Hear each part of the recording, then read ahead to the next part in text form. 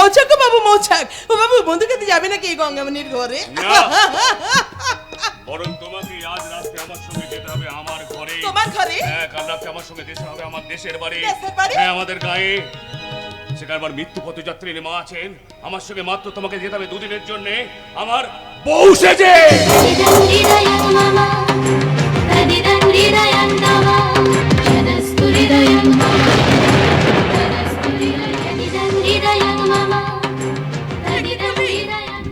কি করলেন গো বাবু? একটা গণিকার স্মৃতিতে আপনি সিঁদুর পরিয়ে দিলেন। হ্যাঁ, দিলাম দিলাম দিলাম। এছাড়া আমার কোনো উপায় ছিল না, কারণ আমার মায়ের প্রাণ, গায়ে সম্মান আর লেখক হতভাগ্য ভাস্কর ব্যানার্জির মান বাঁচানোর জন্য আজ এই দুর্ঘটনাটা ঘটে গেল। আমি আজ থেকে দুদিনের জন্য তুমি হবে আমার স্ত্রী, তোমার নাম হবে সঙ্গীতা। সঙ্গীতা? আমার মা হবে তোমার শাশুড়ি মা, আমার ভাই হবে তোমার দেওর। বুঝেছি গো বাবু, বুঝেছি।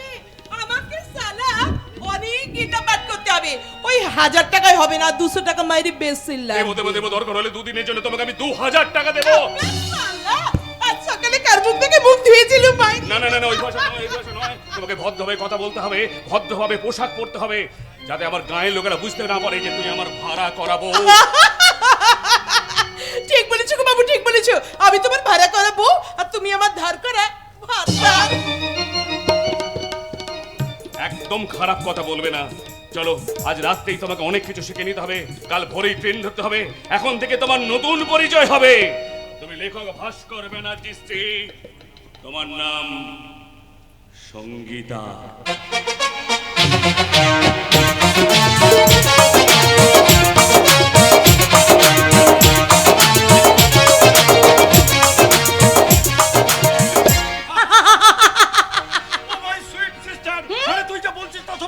হ্যাঁ দাদা, একদম সত্যি। আমাকে আর নিশ্চিতকে গঙ্গার ধারে দাঁড় করিয়ে ভাস্কর গিয়েছিল বাজারে। বাজারে দেশের বাড়ি মাকে দেখতে যাবে, তাই শাখা সিঁদুর শাড়ি কিনতে। তারপর আমাকে বলে, সঙ্গীতা হ্যাঁ, আমি তো তোমাকে নিয়ে মাকে দেখতে যাব, তাই এই সব পোশাক ছেড়ে দুদিনের জন্য তোমাকে শাখা নোহা সিঁদুর শাড়ি পরে আমার গ্রামের বাড়িতে মাকে দেখতে যাবে। ব্যাস, কথাটা শুনে মেজাজটা আমার গরম হয়ে গেল। তারপর সিঁদুর কৌটো পেঁচ রাস্তায় ছুঁড়ে ফেলে দিয়ে ভাস্করকে চরম অপমান করে আমি চলে এসেছি। ইডিয়েটটাকে একটু টাইট দেওয়া দরকার ছিল। আচ্ছা সঙ্গীতা, তুই এখন যা, মুখ হাত ধুয়ে তুই একটু ফ্রেশ হয়ে নে। ওই ভাস্কর ফিরলে বাকি কথা হবে। না, এ বাড়িতে ফেরার মুখ ওর আর নেই। আর যদি ফেরে তাহলে বুঝবো ওই লোকটার গায়ে মানুষের চামড়া নেই, আছে কন্ডারের চামড়া। বেচারা ভাস্কর আধুনিক সাহিত্যটিতে মোটামুটি নাম করেছিল, কিন্তু পয়সার অভাবে ভালো জায়গা পাচ্ছিল না। উপন্যাসের পাণ্ডুলিপি হাতে নিয়ে পাবলিশার্সের দুয়ারে দুয়ারে ফ্যাঁ করে ঘুরে বেড়াচ্ছিল। আর ঠিক সেই সময় ওকে আমি টেক আপ করলাম। ওর উপন্যাস ছাপা লোভ দেখিয়ে আমার একমাত্র মনে হয় সঙ্গীতের সঙ্গে আমি দাঁড়িয়ে দিলাম। বই ছাপলাম, ব্যবসা বাড়লো। আজকাল আদর শুনে বড্ড বেশি কচকচে করছিল, তাই আর সঙ্গীতা ওর সেই আদর্শের ফোনাটা মুছে দিয়েছে। যাই বলো দাদাবাবু, কাজটা কিন্তু দিদিমণি ভালো করেনি। কি বললে বরদা? আজ সন্ধ্যাবেলায় গঙ্গার ঘাটে সিঁদুর কৌটো পিজি রাস্তার উপর ফেলে দিয়ে দিদিমণি অন্যায় করেছে। বিখ্যাত পাবলিশার্স এই অজিত মুখার্জির একমাত্র বোন হিসেবে ওই সঙ্গীতা যা করেছে ঠিক করেছে। নারীর চিরন্তন ধর্মকে তোমরা কি তোমাদের অশ্লীল উপন্যাসের সূচিবদ্ধ মনে করেছো? বরদা, অতি মুনাফার লোভে একের পর এক অশ্লীল পত্রিকা প্রকাশ করে এদেশের লক্ষ লক্ষ ছেলেমেয়ের তোমরা সর্বনাশ করেছো। আর তোমার বোন সঙ্গীতা সেই ব্যভিচারের শিকার। তুমি কিন্তু তোমার অধিকারের সীমা ছাড়িয়ে যাচ্ছ বরদা। তাতে কি এমন ক্ষতি দাদা? মহর্ষি ভৃগুও তো একদিন অনন্ত শয্যায় শুয়ে থাকা বিষ্ণুর বুকে লাথি মেরে বিষ্ণুর ঘুম ভাঙিয়েছিলেন। সুমিত, তুই কি আজকাল কলেজে না গিয়ে এই পোড়ান্দার চলে সংস্কৃত পড়ছিস? সংস্কৃত না পড়লেও আমি এই পড়ান্দার কাছেই শিখেছি বঙ্গ সংস্কৃতির আসল শিক্ষা। তা শিক্ষা যখন নিয়েছিস তখন তোর এই পড়ান্দার কাছ থেকে আজ শিক্ষাটাও নিয়ে নে। উপেক্ষার হাসি তুমি হাসছো ঠিকই, কিন্তু একটা কথা মনে রেখো দাদা, তোমার রঙিনী বোন সঙ্গীতাকে টোপ করে জামাই বাবুর সাহিত্য সরোবরে যে চালাকির জাল তুমি ফেলেছ, সেই জালে একটা মাছও উঠবে না। রুই কাতলা তো দূরের কথা, একটা চিংড়িও না, একটা পুঁটিও না। জ্ঞান শুনে রাখো দাদা বাবু, যে বোনকে আশকারা দিয়ে তুমি মাথায় তুলেছো, সেই বোনই তোমার অনেক স্বপ্ন দেখা মুখখানা পোড়াবে পোড়াবে পোড়াবে। পরাঙ্গা, তুমি ঠিক বলেছো, একেবারে ঠিক কথা বলেছো। ওরা কিন্তু জেনে রাখ, ওই লেখক ভাস্কর ব্যানার্জিকে আমি কিন্তু অত সহজে ছেড়ে দেব না। দেশটা কিন্তু অনেক দূর গড়াবে। হ্যাঁ, দিদির সিঁদুর কৌটো ফেলে দেওয়ার ঘটনাকে কেন্দ্র করে ঘরে ঘরে একটা স্ক্যান্ডেল ছড়াবে। তোরা শুধু সঙ্গীতাকে নিয়েই ব্যস্ত হয়ে পড়লি। এরপর আমার একমাত্র ছেলে ডিউক, তাকেও আমি নিজের হাতে করে তুলবো দ্বিতীয় আর একটা Sangeeta. I told you, Mister Mukherjee, আমি তোমাকে অনেক আগেই বলেছি, তোমার লেখার খেয়ালের কোল্ড স্টোরেজে দিদিকে সবজি বানিয়ে রেখে আমার সাহিত্যিক জামাইবাবুকে বোল্ড আউট করলেও আমাদের একমাত্র স্নেহের ভাইপো ওই ডিউককে তোমার কামনার আকাশে রঙিন ঘড়ির মতো উড়িয়ে দিও না। না হলে ও তৈরি হবে আর একটা রোমিও। রাস্তা দিয়ে কোনো সুন্দরী যুবতী হেঁটে গেলে এদের মতো ছেলেরাই ওদেরকে টিচ করবে, তারপর অশ্লীল ভঙ্গিমায় ওদেরকে উত্তপ্ত করবে, তারপর কোনো একদিন জনগণের হাতে ধোলাই খেয়ে ওই চৌরাস্তার মোড়ে বেয়ারিশ লাশ হয়ে পড়ে থাকবে। না, আমি বেঁচে থাকতে এটা কিছুতেই হতে দেব না, কিছুতেই না। বলি, আমার বিরুদ্ধে কেউ আঙুল তুললে তার শাস্তিটা কি ডাম্পি? আমি একেবারে কেটে নেবে। ডাম্পি, হাত কাটার কোনো দরকার নেই, শুধু ওর বিবেকের দরজাটা বন্ধ করতে, প্রতিবাদের বিষ দাঁতগুলো ভেঙে দিতে ওর হাতে তুই ধরিয়ে দে।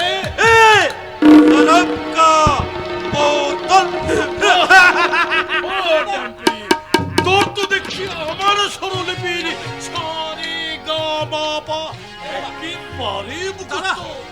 তাহলে আর দেরি করছিস কেন ডাম্পি? কাজটা তুই শেষ করে ফেল।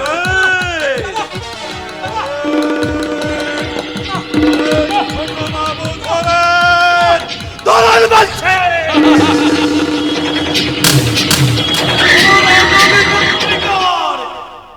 এটা একটা সুন্দর প্রচ্ছদ মন।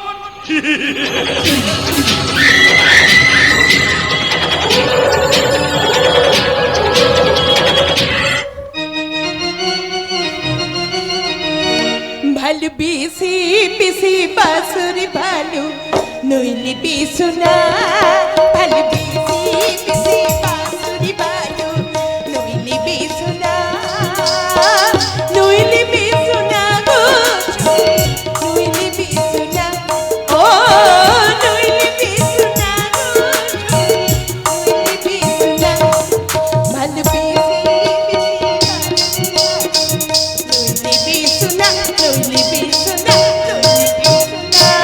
এই অশুভ মেয়েটা, সারা রাত ধরে তোমাকে আমি শিক্ষা হতে ভদ্র হতে শেখালাম, তবু এখন অশুভের মতো নাচ গান করে যাচ্ছে। দেখো বাপু, আমার অশুভ অশুভ করো না মাইরি। আমি সালা খারাপ মেয়ে, খারাপ পাড়ায় থাকি। আরে একটা রাতের মধ্যে যে একটা মানুষের স্বভাব বদলানো যায় না, সেটা বোঝো না কেন? চেষ্টা করো বন্ধু, যেমন করে হোক তোমাকে পারতেই হবে। আরে দাঁড়াও দাঁড়াও, একটা রাত্রির মধ্যে কি করে? দেখো বাপু, আমি সালা খারাপ মেয়ে, খারাপ পাড়ায় থাকি। বাবুরা দামি দামি মাল আনে, আমি সেই মাল ঢক ঢক করে খাই, আর বাবুরা আমায় খায়। তারপর ভোরবেলায় তাদের বিদায় দেওয়ার সময় বুঝে নিতে করকরে লোট, আর আর ডান হাতে বাসে বেল ফুলের মালা জড়িয়ে বলে, আমার ফোন না সালা ফোন। বাবুরা বলে, হ্যাঁ হ্যাঁ হ্যাঁ হ্যাঁ, কি বললি কি বললি? আমি তখন এমনি করে ভুড়ু পাকিয়ে কোমর বেঁকিয়ে লাস্তে লাস্তে গায়, লেখতে পহলা পহলা প্যার করতে आंखों से कुमार जादू नगरी से आया कोई जादूगर लेके पहला पहला प्यार। মাত্র দুদিনের জন্য তোমাকে তোমার আগের জীবনের কথা ভুলে যেতে হবে। আমার গায়ের বাড়ি থেকে ফিরে এসে তুমি যেখানকার মেয়ে সেখানে গিয়ে যা খুশি তাই করবে, আমি দেখতেও যাবো না। বাবু গো বাবু, এত দিনের একটা খারাপ মেয়ে এসে কি এত সহজে ভালো হতে পারে? পারতেই হবে গঙ্গা, পারতেই হবে। ঠিক আছে বাবু, ঠিক আছে, আমি একটু চেষ্টা করে দেখি। শোনো গঙ্গা, আমার গায়ের বাড়িতে গিয়ে তুমি কিন্তু এভাবে কোমর দুলিয়ে চলবে না। কেন গো বাবু কেন? তুমি কি জানো না তোমাদের এই গেরস্ত ঘরের আধুনিকা বইরা আমাদের চেয়ে অনেক বেশি কোমর দুলিয়ে দুলিয়ে চলে? ছেলে? আমার লেগেছে অবক্ষয়ের বিরুদ্ধে আমি আজকের সমাজের বুকে রামমোহন, বিদ্যাসাগর, রবীন্দ্রনাথের শিক্ষাকে ফিরিয়ে আনতে চাই। আমি আজকের সমাজের মানুষের মন থেকে ঘুম তুলে নিয়ে শোনাতে চাই তপবনের বেদধ্বনি। এ যুগের বেদহীন মানুষেরা থোকা থোকা আঙুর ফুলকে খুন করে যাযাবর রাজনীতির ছদ্মছায় আশ্রয় দিতে চায়। আমি তাদের ধরিয়ে দেব মানব সভ্যতার যন্ত্রণার জঞ্জাল আমি জ্বালিয়ে পুড়িয়ে শেষ করে দেব। বাবু! চলো সঙ্গীতা, আমরা স্টেশনে যাই। হ্যাঁ, চলো চলো চলো বাবু মশাই, যাচ্ছি গো বাবু মশাই। আমি আমার নকল স্বামীর সঙ্গে নকল শ্বশুর বাড়ি যাচ্ছি। কি আমাকে আসল বউ বলে মনে হচ্ছে তো? চলো চলো।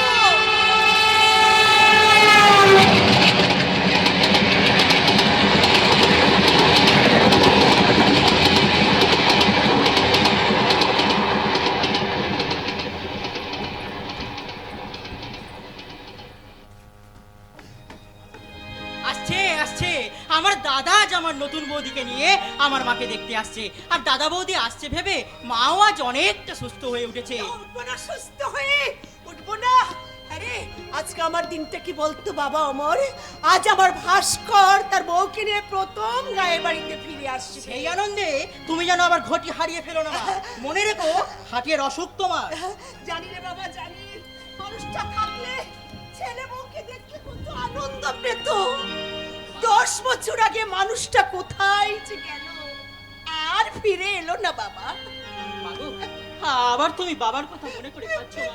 কিন্তু কিন্তু তুমি তো একদিন বলেছিলে যে তোর বাবা একদিন ঠিক ফিরে আসবে।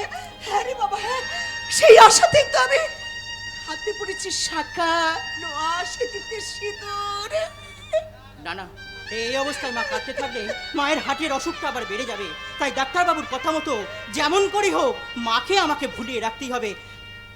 আচ্ছা মা, বলছি বৌদি এলে তুমি কাকে বেশি ভালোবাসবে, আমাকে না বৌদিকে? দুজনকে ভালোবাসবো রে বাবা, সমান সমান। না মা না, সমান সমান নয়, আমাকে বেশি ভালোবাসতে হবে। আচ্ছা রে বাবা, তাই বাসবো। এখন বলতো বাবা, আমার বৌমাকে দেখতে কেমন হবে? এর সাথে একটু মজা করা যাক। তোমার বৌমাকে দেখতে হবে একেবারে কালো পেদরে তোর পাগল ছেলে, আমার বৌমার গায়ের রং হবে দুধে আলতা ধোয়া। কচু হবে কচু। তোমার নতুন বৌমা কেমন দেখতে হবে আমি বলবো কাকিমা? বলতো বাবা মনি, বল না। বেশ শোনো। আলতারাঙা পাদুখানি মাগো পড়বে যে তার শিশির ভেজা ঘাসে, শিশির ভেজা ঘাসে আলতারাঙা পাদুখানি মাগো পড়বে যে তার শিশির ভেজা ঘাসে, শিশির ভেজা ঘাসে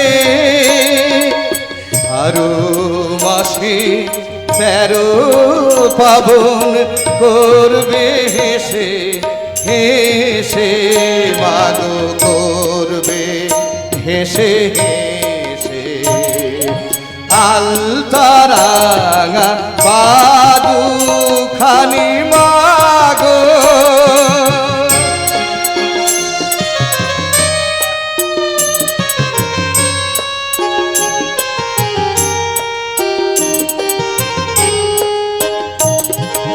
সিথির সিঁদুর কপালে ঘোমটা এতখানি, আধার ঘর যে করবে আলো তোমার লক্ষ্মী রানী মাগো, তোমার লক্ষ্মী রানী।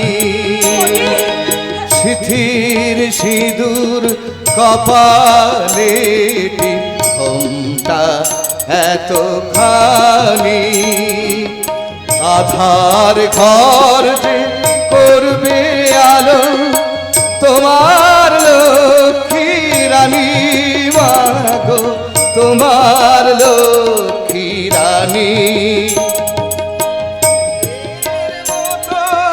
করবে সেবা মাগো তোমার পাশে বসে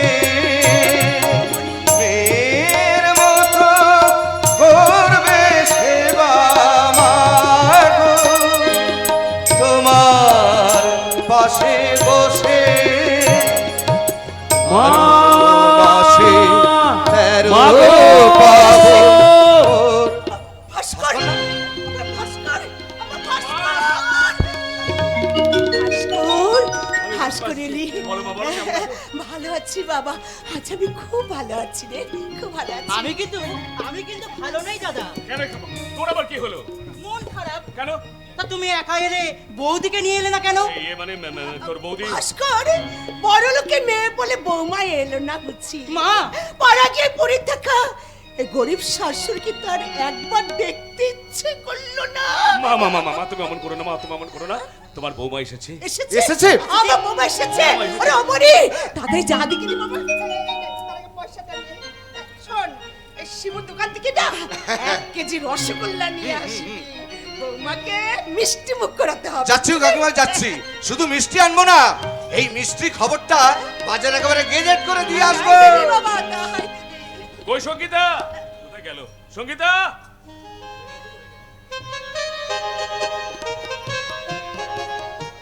হয়ে গেছি গো হয়ে গেছি মেয়ে গো মেয়ে রাস্তার যাচ্ছি রে সঙ্গীতা মা, মাকে প্রণাম করো। মা মা গো আপনি কেমন আছেন গো? এসো, এসো আমার লক্ষ্মী মা এসো কে মরেছে?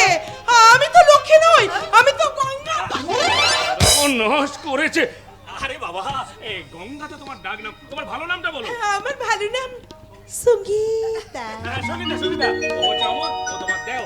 ও মা তুমি কি মিষ্টি গো ঠাকুরপো। আমার থেকে তুমি অনেক বেশি মিষ্টি। বলেছে, আমার পেনা পথে নেই, আমি তো ভালো মেয়ে নই, আমি তো খারাপ। মানে মানে হলো কি, বড় লোকের মেয়ে তো, তাছাড়া মাথায় একটু গন্ডগোল আছে, ব্যাপারটা বুঝতে পেরেছিস? মা গো, আমি খারাপ মেয়ে নই মা, আমি ভালো মেয়ে। পাগলি মেয়ে আমার এই সোনা দিয়ে হাতটা দাও দেখি রে সোনা দিয়ে তোমার মুখ দেখলাম মা না করো সোনা দিয়ে তোমার মুখটা দেখলাম মা তুমি যেন লক্ষ্মী সোনা মেয়ের মতো স্বামী সংসার করো কেমন বলে এগুলো তাহলে সত্যি সত্যি আমার হয়ে গেল তো?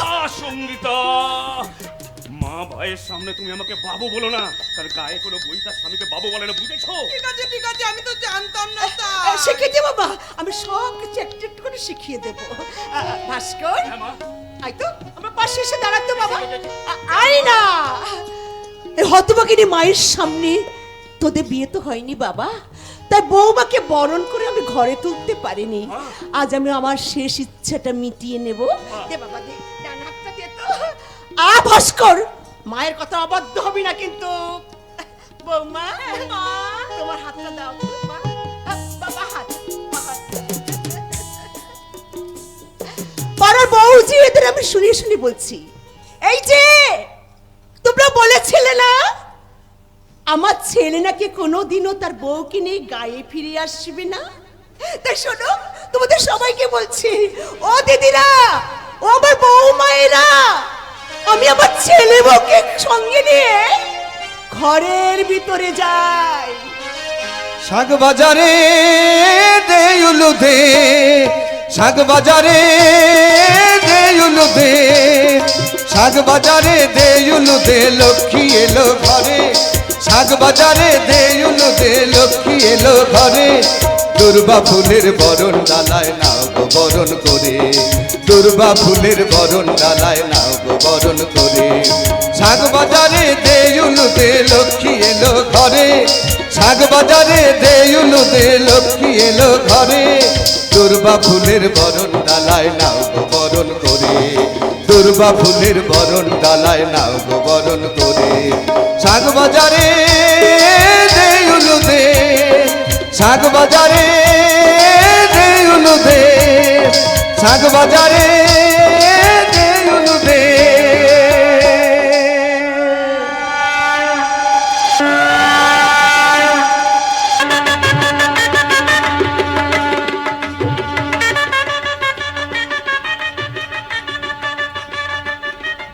কি বললেন আজবু?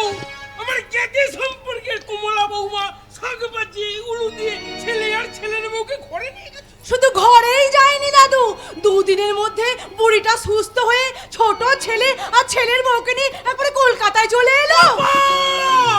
বুঝলে নাচবউ, এ কি বলে কথা দাদু! সে আমার কাটা চলে যাচ্ছে। আচ্ছা আচ্ছা নাচবউ, আমি বলছি ওই ভাস্করের ব্যাপারটা তুমি কার মুখে শুনলে? কার কাছে আবার? তোমার এই ছোট নাতি তপন খ্যাপার কাছে। তপনে কথাটা জানলো কি করে? ও চাচু চাচু, তোমরা আমাকে কি ভাবো বলো তো? আমি কিন্তু অনেক কিছু জানি। কি জানিস তপন? আজ প্রায় 10 দিন হলো কমলা কাকিমা, অমল আর নতুন বৌদিকে নিয়ে ভাতপাতা পুরনো বালি ছেলে ওই মোলের মাথায় ওই নতুন ফেলাতে উঠে এইছে। ও বালির কাদের মেয়ে মুন্নিকে খুঁজতে গিয়ে আমি সব দেখে এইছি। ভাস্কর বাড়িতে কাজের লোক রেখেছে? অথচ আমি এমন সুন্দর চেহারা নিয়ে যেখানে যেখানে মরছি। দাদু, তুমি যদি এর একটা বিহিত না করো, আমি কিন্তু বাপের বাড়ি। এই লে আনা মিষ্টি মুখ করো। মিষ্টি কোথায় পেলি রে তপন? ভাত কাটার বউ ওই সঙ্গীতা বৌদি দিয়েছে। ওই দেবে না কেন ওই ভাত কাটাতে আবার একটা বই নেকা থেত করলেতে। দাদু, ওই বই লিখেই তো বড় ঠাকুর একটু একটু করে বড়লোক হয়েছে। ওই পুরনো বাসা ছেড়ে দিয়ে একেবারে নতুন ফ্ল্যাটে উঠেছে। তা তুমি তোমার নাতিদের বলতে পারো না ওই দু একখানা বই লিখতে? বইনে কাকি অত ছোদা গো বৌদি, বইনে কাকি অত ছোদা। বই লিখতে গেলে এতগুলো পেন, এত কাগজ আর এক বালতি কালি লাগবে। আমার দাদা এত দিন পাবে কোথায়? ভাস্করের বাড়িতে গিয়ে আর কি শুনেলি তপন? এই কমলা কাকিমার লোক একটু করে ভালো হয়ে যাচ্ছে। ভাস্কর ভাই অমল মন দিয়ে পড়াশোনা করতে, আর ওই সঙ্গীতা বৌদি কখনো বলের সঙ্গে ঝগড়া করতে, আবার কখনো ভালোবাসা করতে। আমি কালই ওদের বাড়িতে যাব। আমি নিজের চোখে গিয়ে দেখে আসবো ওরা কত সুখে আছে। তারপর বাড়ি ফিরে এসে ঠাকুরকে বলবো, ঠাকুর তোমার কি চোখ নেই বাবু? তোমার কি চোখ নেই? যেমন আমার বুলোভা আমার দাদুটা, তেমনি আমার বৌদিতা। এরা কালো ভালো দেখতে পারে না, কালো চোখ দেখলে এদের শরীর খারাপ হয়। ক্যাপা অথচ ভাত কর্তা আমার বৌদিকে কি ভালোবাসে, ওদের দুজনার কি ভাব। আমিও একটা মেয়ের সঙ্গে ভাব করতে চাই, কিন্তু কোনো থালা মেয়ে তো আমার দিকে তাকায় না। ওরে খ্যাপা, এ তোমার মনে মনে এই মতলব? এই বৌদি, তুমি জানো দাদাকে বলে দিও না, তাহলে দাদা আমাকে ওই ছোদা বৃন্দাবনে পাঠিয়ে দেবে। তাই দেওয়া উচিত। শালা খ্যাপা কোথাকার। দেখো বৌদি, তুমি না আমাকে সবসময় ওই খ্যাপা বলবে না বলে দিচ্ছি। কেন? আমিও লেগে গিয়ে তোমাকে বলবো কি? কেপি।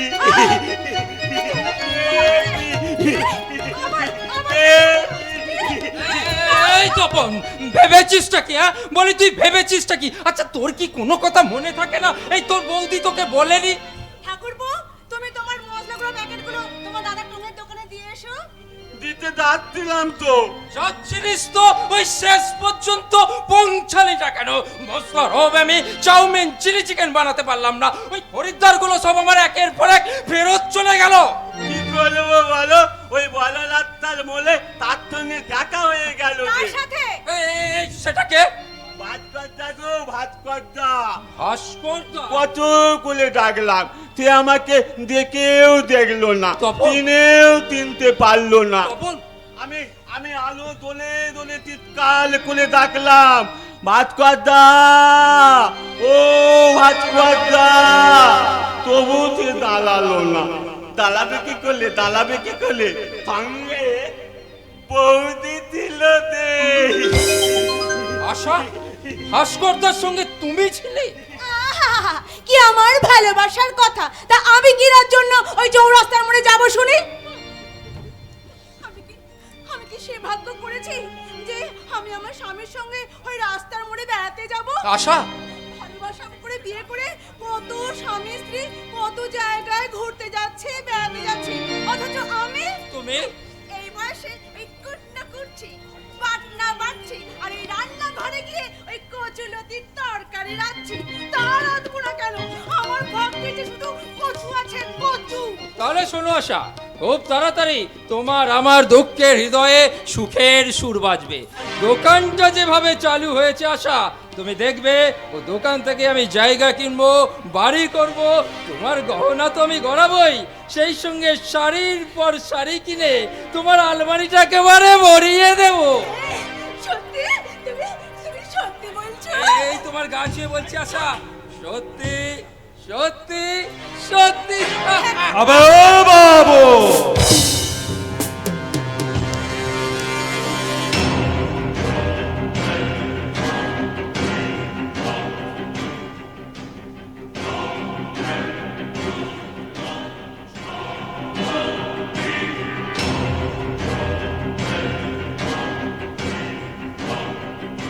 আপনারা কি মুখার্জি বাবুর জায়গায় টোপ খুলে আছে? হ্যাঁ, রঙের দোকান তো আমরা অনেকদিন আগেই খুলেছি। লেকিন কার হুকুমে খুলে আছে? আরে সে কৈফিয়ত কি তোমাকে দিতে হবে না? হ্যাঁ, দিতে হবে। ও বাঙালি হয়ে এই বাঙালিকে চোখ রাঙাচ্ছ, মনে রেখো এটা পশ্চিম বাংলা। আরে বাবু, খেয়াল করিয়ে দেখিয়েছেন बंगाल के साथ कि 2 दिन बंगाली आदमी इधर থাকবে। কি বললে? এটা পেটেন্ট কথাটা ঠিক বলে আছে বাবু। হ্যাঁ, আমার নাম আছে ডম্পেটেন। पहले हमें मुकेट मारार काम करताम, उसी का बाद बाबूদের হুকুমে মিটিংয়ে মিছিলে বোমা ছুড়তাম। हमें मुखर्जी साहेবের কাছে নগরী मनोज खून करार न करे और तो कौन भंगार न करे अपनार बीबीर मतो खूबसूरत छकरी अमदानी कोरार नगरी। अरे चल चल बाबू, না আমি যাবো না। যাবে না।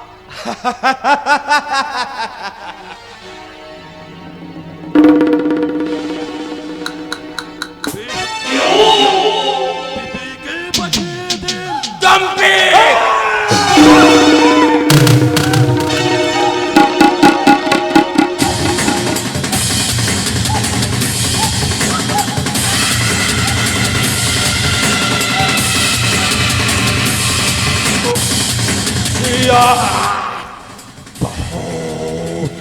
बहुत होशियार बाबूजी, याद रखबेन আমার নাম আছে ডম্পে।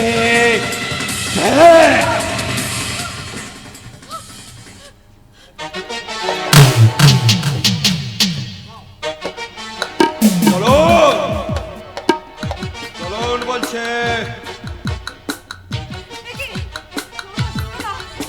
তুমি এক্ষুনি ওনার সাথে যাও আর মুখার্জি সাহেবের সাথে দেখা করো। যাও, তুমি এক্ষুনি যাও। কি সুন্দর আমাদের সমাজ ব্যবস্থা, কি চমৎকার, কি চমৎকার আমাদের শিক্ষা। না, আমি যাব না, কারণ আমার শিক্ষা আমাকে বলছে তুমি যেও না, যেও না, যেও না। ঠিক আপনি যাবেন কি যাবেন না তা আখেরে বোঝা যাবে। মানব হচ্ছে কি এখন খারাপ হয়ে গেছে আপনার মাথার। লেকিন याद रखবেন আমার নাম আছে ডম্পেটেন।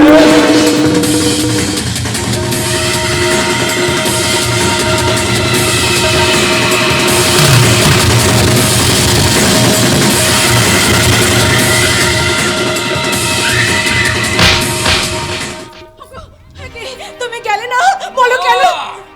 না সোনা, আমি যাব না, আজ কেন কোনোদিনই যাব না। দেখা যাক কার শক্তি বেশি, ওই ড্যাম্পেটেনের সাহেব মিস্টার অজিত মুখার্জি,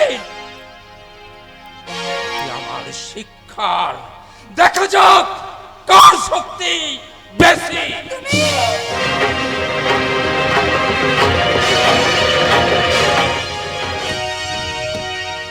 কি বলে রামবে? মুখার্জি সাহেবের আদেশ সে এইভাবে রগরাজ্য করেছে। হ্যাঁ, তোমার মুখে দাদার কথা শুনে সে দাদার সঙ্গে দেখা করতে এলো না। কি নাম সেই রাস্কালটার? मतलब वो छुगला नाम আছে সোপন ব্যানার্জি। ওফ, ব্যানার্জি শব্দটাই নাস্টি। इसलिए मुझे अपने আপনার ব্যানার্জি টাইটেল বাতিল করিয়ে ফের শুধু টাইটেল বাতিল করে আমার রাগ মেটেনি ড্যাম্পি। আমি সেই রাস্কাল ভাস্করের সঙ্গে কোনো সম্পর্কই রাখবো না। लेकिन अग्नि সাক্ষী করিয়ে দেবতা সাক্ষী রাখিয়ে আপনার সাথে আপনার স্বামীর সাথী তো হয়েছিল ম্যাম সাহেব। এই ড্যাম্পি, একদম উল্টো পাল্টা কথা বলবে না।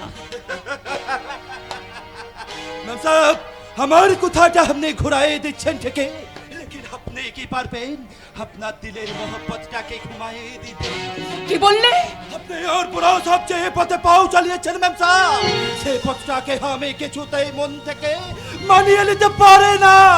ড্যাম্পি, কি করিয়ে পারবে ম্যাম সাহেব? আমার দিলের ভেতর একটা প্যার তো আছে, একটা মোহব্বত তো আছে ম্যাম সাহেব। প্যার মোহব্বত তোমার, এ তুমি কি বলছো ড্যাম্পি? ম্যাম সাহেব इसमें हमारा একটা बीवी আছে, 10 बरस का একটা বাচ্চা भी আছে। हमार बीवी हमार मंगल के लिए हर रोज मांग में सिंदूर परे बच्चाটাকে কোলে लिए हमारे কথা सुनाए हमारे बीवी। मैम साहब हमें कलकत्ताয় শুয়ে শুয়ে हर रोज से छवि देखे मैम साहब।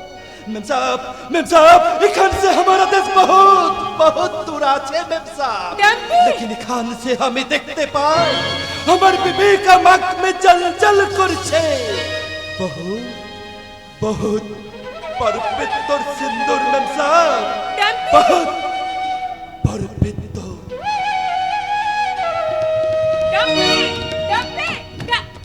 সিঁদুর, সিঁদুর আর সিঁদুর। নারী জীবনের একমাত্র দুর্লভ বস্তু যেন সিঁদুর। না, মানি না, মানি না। সিঁদুর, শাখা, নোয়া, শাড়ি এই সমস্ত কিচ্ছু আমি মানি না। এই বয়সে সিঁদুর পরে যৌবনের গ্ল্যামারটাকে আমি লস করতে পারবো না। আমি নিজেকে যৌবনের বন্যায় ভাসিয়ে নিয়ে যেতে চাই। ইস, আপনার হাসির কি গভীরতা! হবেই তো, আমি যে সাগর। শুধু সাগর না মহাসাগর? মহাসাগর। কোন মহাসাগর, প্যাসিফিক না আটলান্টিক? আটলান্টিক। ও বাবা, সেখানে তো সব সময় ঝড়, আই মিন সাইক্লোন, উত্তাল তরঙ্গের মাতামাতি। মনের মতো সাথী পেলে আমিও হয়ে যেতে পারি প্রশান্ত মহাসাগর। ভেরি গুড, বাস করেছে আধুনিক সাহিত্যে আপনার অনেক বেশি জ্ঞান। আমি স্বপ্ন দেখলাম Mrs Banerjee. Oh no no no, Mrs Banerjee নয়, মিসেস কেটে দিয়ে এখন আমি শুধু মিস হয়ে গেছি, মিস। আমি যেন শুনতে পেলাম একটা বুলবুলের শেষ। তোমার সঙ্গে যদি আমার আগে দেখা হতো। এবার হবে। কখন? যখন তখন। কোথায়? আধুনিক সাহিত্যের বিভিন্ন মজলিসে। আহা, যেন এক বিন্দু শিশির পড়লো একটা ধানের শেষে। সাগর, কি হলো সঙ্গীতা? বলো না কিছু, বলো। কত কথা ছিল যে বলা, তাই কত কথা ছিল যে বলা, কত কথা ছিল যে বলা, কত কথা ছিল যে বলা, মন তাই মিশে গেল মনে, মুখের ভাষা হলো সে, মন তাই মিশে গেল মনে, মুখের ভাষা হলো সে, ভালোবাসা এলো যে অজান্তে, ভালোবাসা এলো যে অজান্তে, এলো যে অজান্তে, ভালোবাসা এলো যে অজান্তে।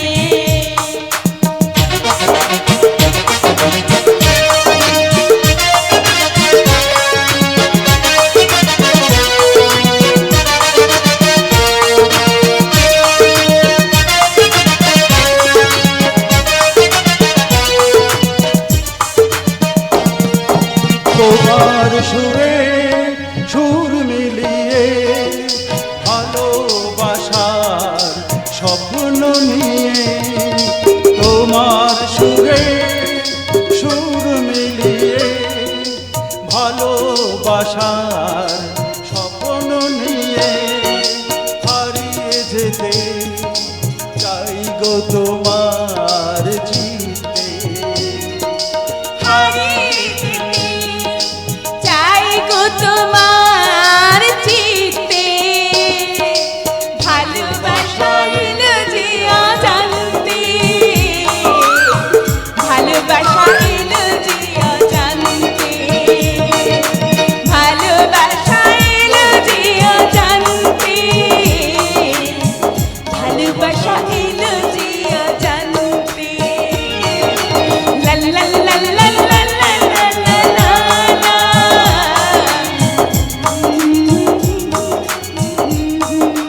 বাহ বাহ বাহ, আমি ঠিক সময় এসে পড়েছি, তাই 1 সেকেন্ড দেরি না করে আমি আমার শিক্ষার দাড়ি পাল্লা দিয়ে তোদের নোংরামিটা মাপবো।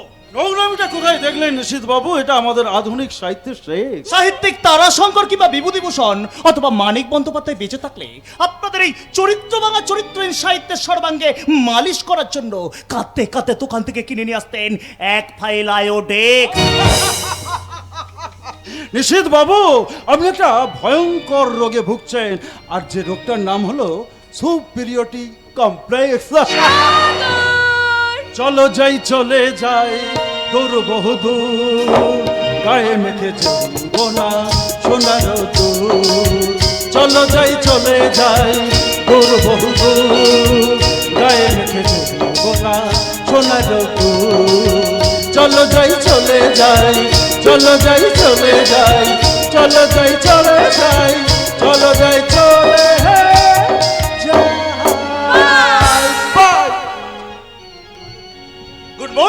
Good morning mister Mukherjee. আপনি কি কমপ্লিট করবেন না আপনার পরবর্তী sentence? Shut up, you nonsense! I am sure যে তোর মাথার গন্ডগোল হয়ে গেছে, না হলে তুই আমাকে মিস্টার মুখার্জি বলে সম্বোধন করলি কি করে? আরে ঠিকই তো বলেছিলে দিদি, কারণ কারণ তোর কাজকর্ম থেকে তোকে তো পুরুষ বলেই মনে হচ্ছে, তবে পুরোটা নয়, আধখানা, বুঝলি? তুই একটা কাপুরুষ! তুই কি জানিস আমার দাদা মিস্টার অজিত মুখার্জির খামখেয়ালি জুতো পরিষ্কার করার সুন্দর একটা পুরুষ। এই দিদি, কেন কেন তুই ভুল পথে চলছিস? আমি তোকে সঙ্গে করে জামাইবাবুর কাছে নিয়ে যাবো। আমি তোকে সঙ্গে করে নিয়ে যাবো। আমি তোর পায়ে ধরে বলছি, তুই জামাইবাবুর কাছে ফিরে চল। জামাইবাবুর সব অপমান আমি নিজে মাথা পেতে নেবো রে দিদি। শুধু মেজবাবুই তোমার সঙ্গে যাবে না দিদি ভাই, আমিও তোমার সঙ্গে যাব। পরন্দা তুমিও যাবে আমার সঙ্গে? কেন যাব না দিদি ভাই? আমি তোমার বাপের আমল থেকে এ বাড়িতে কাজ করছি। কর্তাবাবু আমাকে নিজের ছেলের মতো ভালোবাসতেন। সেই ছোট্টবেলা থেকে তোমাদের সঙ্গে থাকতে থাকতে আমি যে তোমাদের নিজের ভাই বোনের চোখে দেখে ফেলেছি। পরন্দা, তাই সেই দাদার অধিকার নিয়ে বলছি, আমি নিজে গিয়ে জামাইবাবুর কাছে তোমাকে পৌঁছে দিয়ে আসবো। পরন্দা, এই দেখো তোমার জন্য শাড়ি নিয়ে এসেছি। এই দেখো এক কৌটো সিঁদুর।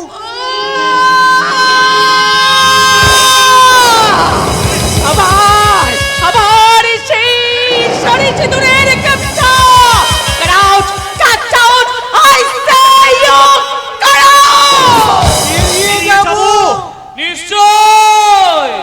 নিশ্চয়ই বেরিয়ে যাবে। আরে তোমরা বেরিয়ে না গেলে এই দাদার অফিসের কাজগুলো দিদি কমপ্লিট করবে কেমন করে?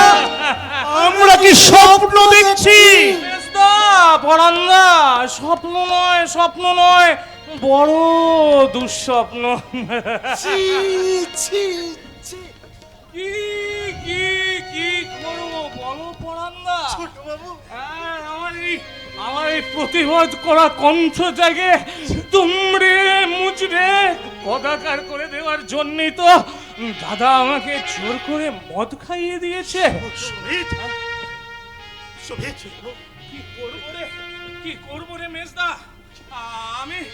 আমিও তো সেই উত্তর আকাশের ধ্রুব তারা হতে চেয়েছিলাম, কিন্তু আমার দাদা আমাকে বানিয়ে দিয়েছে টিমটিমে একটা জোনাক শুয়োপোকা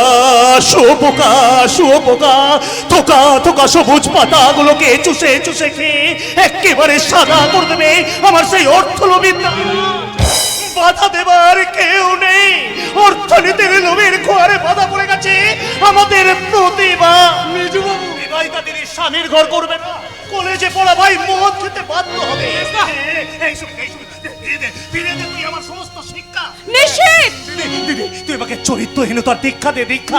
নিষেধ! না, আমাকে একটু প্লিজ এনে দাও, প্লিজ। সেখান থেকে যেমন করে পারো আমাকে একটু প্লিজ এনে দাও, প্লিজ। নইলে আমি কেমন করে সহ্য করবো আমার এই ভাইয়ের মাতলামি, আমার এই দিদির ব্যভিচার, আর পয়সার জন্য আমার ওই দাদার নোংরামি।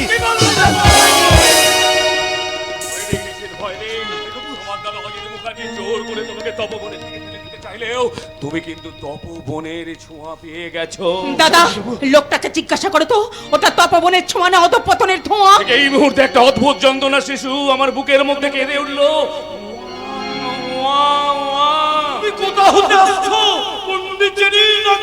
আমার সাহিত্য চাষের সব ধান কবেই হয়ে গেছে রোয়া। ইস, একেবারে তুলসী পাতা গঙ্গা জলে ধোয়া। আমার মনের আলমারিতে এখনো তোলা আছে শাখা, সিঁদুর, নোয়া। দাদা, অসভ্য লোকটাকে বলে দাও আমি কখনো কোনোদিনও হতে চাই না কমলা লেবুর কোয়া। আমি হতে পারি ভীষণ বেপরোয়া।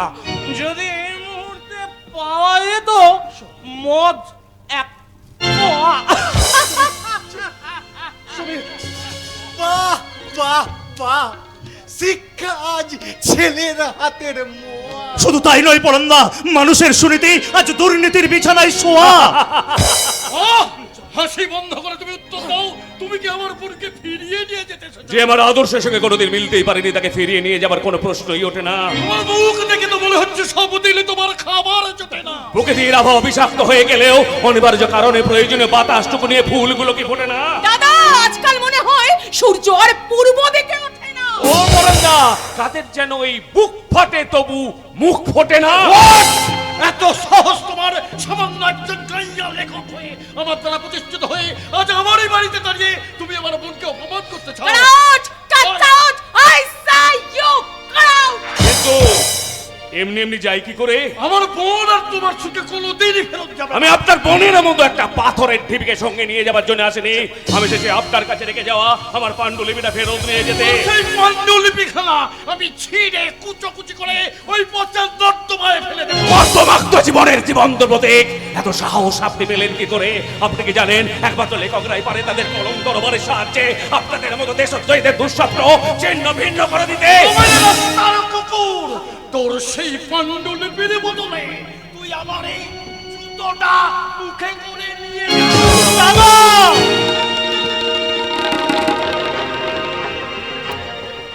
পচা কাদা খেটে কোনো লাভ নেই নিশীথ। জয় বাবু।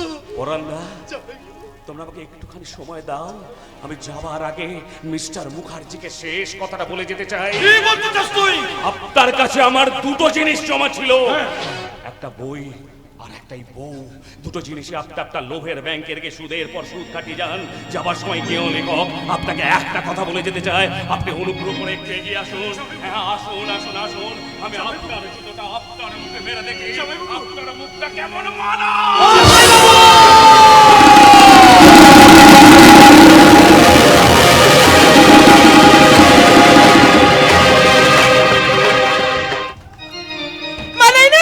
মানাই না মেঘুমে মানুষের মুখে আবার চপ্পল মানায় নাকি? এ বাবা, লেখক বাবুর বই লেখার কি ছিরি। কথাটা বলেছি বলে অমনি বাবু রাগ হয়ে গেল। শালা তোর রাগ হলো তোমার বয়ে গেল। আমি কি তো 7 পাকে ঘোড়া বউ নাকি তুই আমার 14 পাকের ভাতার? চলে যাব আমি এই বাবুর এখান থেকে চলে যাব আমার নিজের ডেরায় গিয়ে। আমাকে বরং কেমন করে লাচতে হবে গাইতে হবে সেটা আমি বরং ঠিক করে নিই। এসো নাগুর আমার ঘরে খাবে যদি পদ্ম মধু। এসো নাগুর আমার ঘরে খাবে যদি পদ্ম মধু।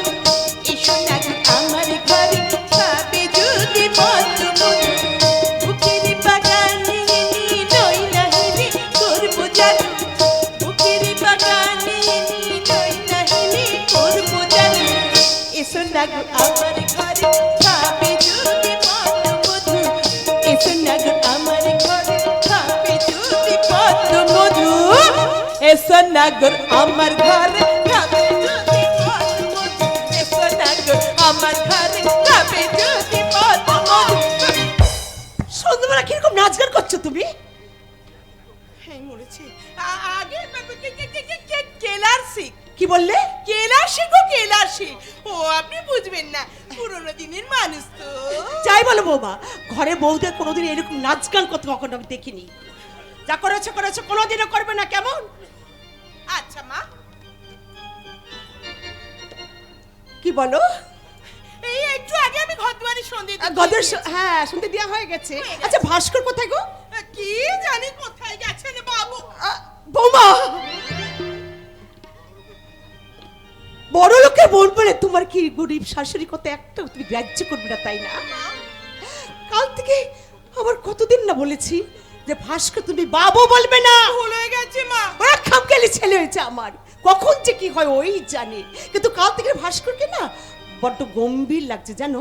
আচ্ছা তোমার সঙ্গে ঝগড়া টগড়া করেনি? আগে না না না করবে না মা, কোনোদিন ঝগড়া টগড়া করো না। স্বামীর সঙ্গে ঝগড়া করলে সংসার কখনো সুখের হয় না মা।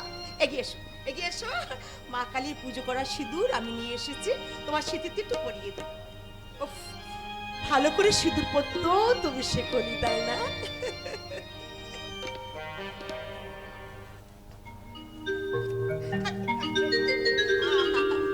আর শোনো, আসার সময় লক্ষ্মী পাঁচালিটা কিনে নিয়ে এসেছি, একটু পরে শোনাও তো দেখি।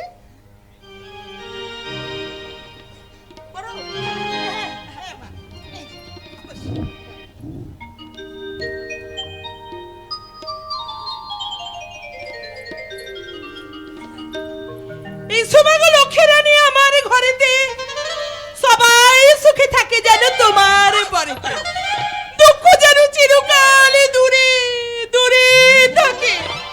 অন্তরে যাবেনে মাগো কি বলবো তোমাকে। চুপ করো, বড় লোকে মেয়ে বলে কিচ্ছু সে করে দেবে কিচ্ছু না। এটা কি লক্ষ্মী পাঁচালি পড়া হচ্ছে? ছি ছি ছি ছি। শোনো, আমি পড়ে শোনাচ্ছি, তুমি শোনো।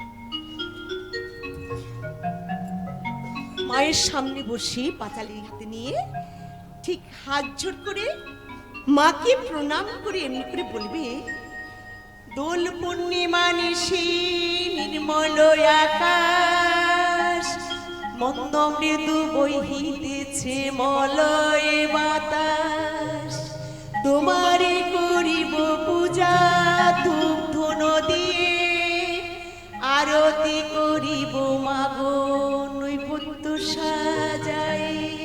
মা মাগো আমি একটু তোমার মতো করে পড়বো।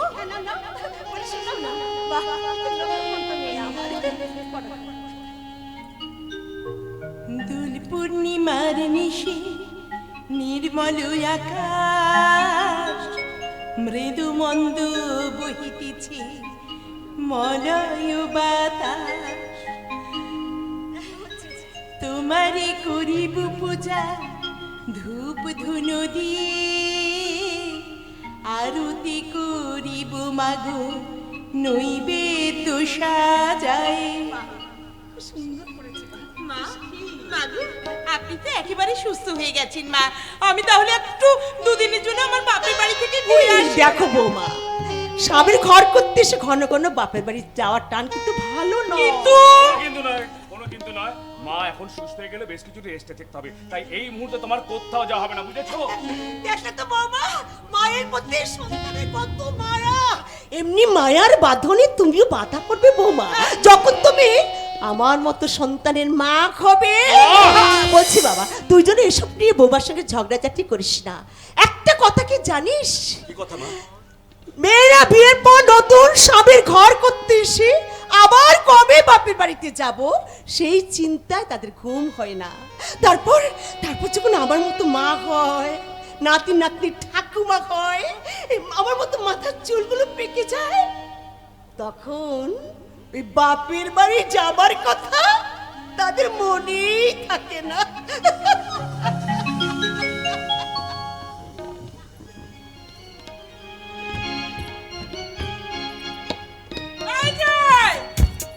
বাবু, ওই বুড়িটা কি কথা বলে গেল, কানে ঢুকলো না?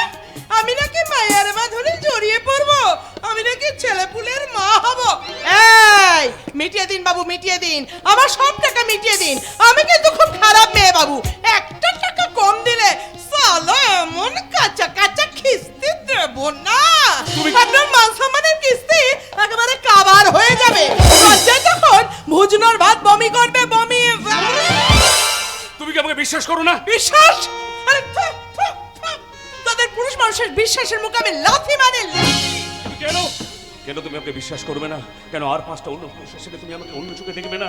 বেশ কিছুদিন তো হয়ে গেল মা ভাইয়ের উপর বিশ্বাস স্থাপনের জন্য আমরা একই ঘরে রাত কাটাচ্ছি ঠিকই, কিন্তু এক বিছানা নয়, আলাদা আলাদা বিছানায়। বলো, আমি কি কোনোদিন তোমাকে স্পর্শ করতে চেয়েছি? তোমার মতো একটা সুন্দরী মেয়েকে কাছে পেয়ে আমি কোনোদিন অশ্লীল ইঙ্গিত করেছি? সেই জন্যই তো আমি বড্ড মুশকিলে পড়ে যাচ্ছি গো বাবু। আমি যেন ভেতরে ভেতরে কেমন করে বদলে যাচ্ছি। ভাস্কর! ভাস্কর! রে ও ভাস্কর! সর্বনাশ, অক্ষয় দাদু আসছে, জ্ঞাতি সম্পর্কে দাদু। শোনো, খবরদার ওর সামনে তুমি আমাকে আপনিও বলবে না, বাবুও বলবে না। উনি যদি উল্টাপাল্টা প্রশ্ন করে তখন কি করব? ঘুমটা দাও, ঘুমটার ভেতর থেকে আমার দিকে লক্ষ্য রাখবে, বুঝেছো?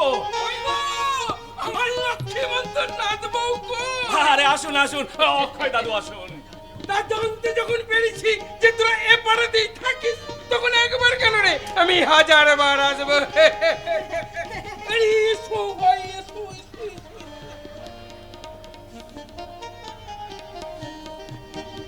হ্যাঁ রে বাস, মানে এই নাথ বউয়ের সঙ্গে তোর যে বয়সের অনেক তফাৎ বলে।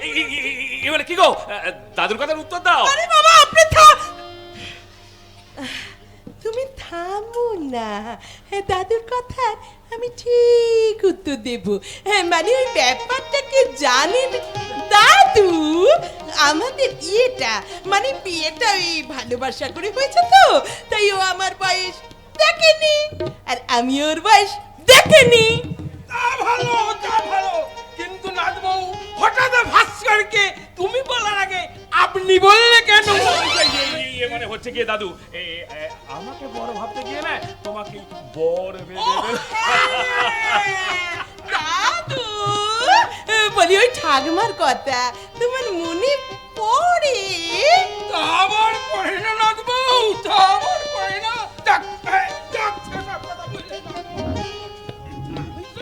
তুমি কোথায় বড়লোক বাড়ির মেয়ে, বাপের বাড়ি থেকে কত গয়না, কিন্তু অত বড়লোক বাড়ির মেয়ে হয়ে শেষকালে ভাস্কর ছোড়াটাকে শুধু ছাদা খুঁজছে, ছাদা। আরে ভাস্কর, মানে নাতে বইয়ের মুখে এমন ভাষা কেন রে? আর বলো না দাদু, কেউ বেশি কথা বললে না আমার বউয়ের মাথা গরম হয়ে যায়, তখনই মনে হয় বউটা পাগল। তাহলে তাহলে তুই খুব একটা সুখী হতে পারিস বলে। না দাদু, আমি একদমই সুখী হতে পারি।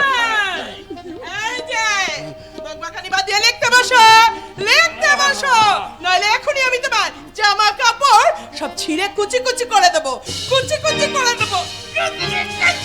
ওরে বাবা, এই তো দেখছি একবারে বদ্ধ পাগল। ভাস্কর তাহলে মোটেই সুখী নয়, ওই পাগলের পাল্লায় পড়ে ভাস্করের মায়ের তালে চোখের জলে নাকের জলে অবস্থা। এইবার মনে হচ্ছে ঠাকুর তুমি আছো, তোমার চোখ আছে প্রভু, তোমার চোখ আছে প্রভু, তোমার চোখ আছে প্রভু। ওরে